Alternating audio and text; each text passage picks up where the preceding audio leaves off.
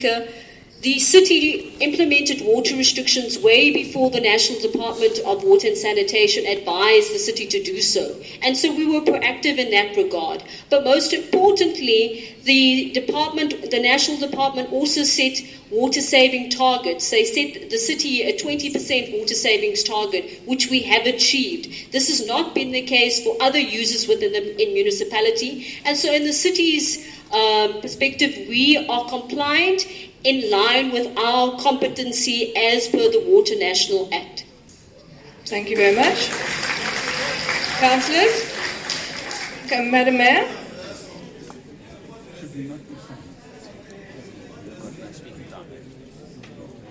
Yeah, but we're going into a vote.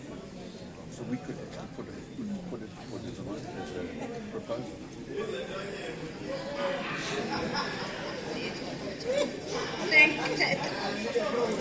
Thank you, Madam Speaker.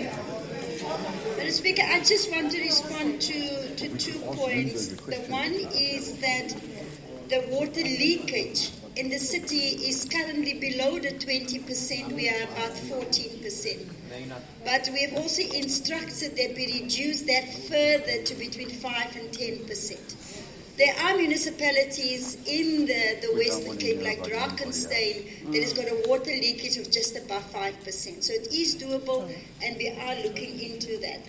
The other points raised by Councillor Sotashe to accelerate maintenance and repairs, that is part of the work that we are going to do now, and also to expedite the rollout of the capital program. So, but I will take those to the task team. Then, Councillor Grant Haskins, it's wrong to say that we didn't have a plan. It's because we had a plan that we still have water left today. If we didn't have the plan and we didn't start planning since 2005 to conserve water, we were going to be in a lot more difficult position today. So please, we did have a plan. He's supposed to know. He was a councillor since whenever. Yeah. And then I think he must use his skills to help us to pray rather than to sensationalize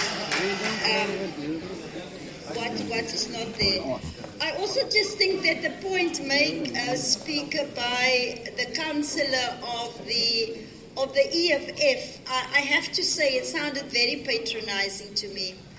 And people must understand that I think people wrongly believe that a lot of water is wasted in informal settlements. Informal settlements use less than 4% of the water in the city.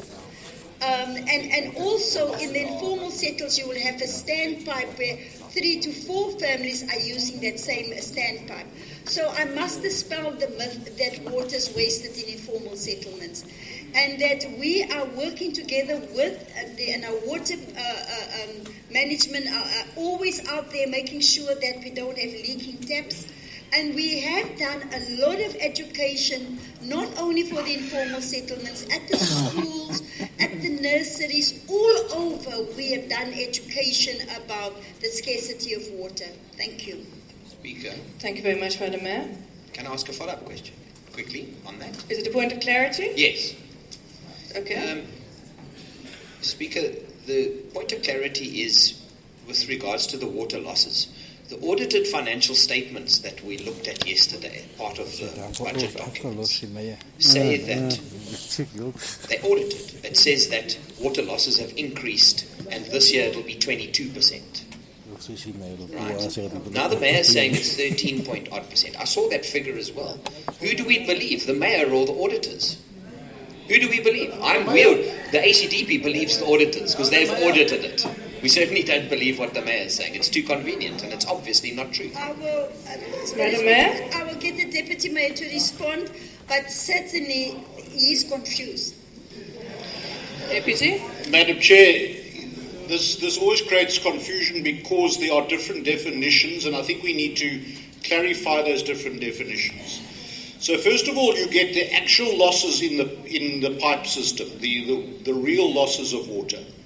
Secondly, you get what is apparent losses, and that's because the metering difference, so the The difference, because all meters are not that accurate, or not extremely accurate, the sales data and what is produced by out of the particular water supply points differs, and that is just an apparent loss. There's not real loss. It's just because the metering inaccuracies. And thirdly, you get what we term non-revenue water.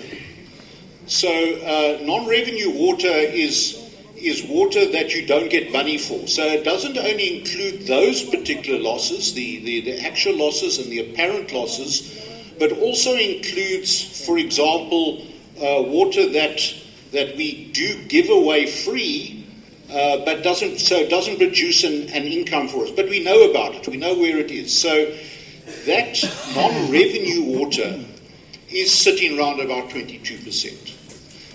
And it's approximately one third of those different components, about 7% roughly of actual water losses, 7% of apparent losses, and the rest is non-revenue water that's known about.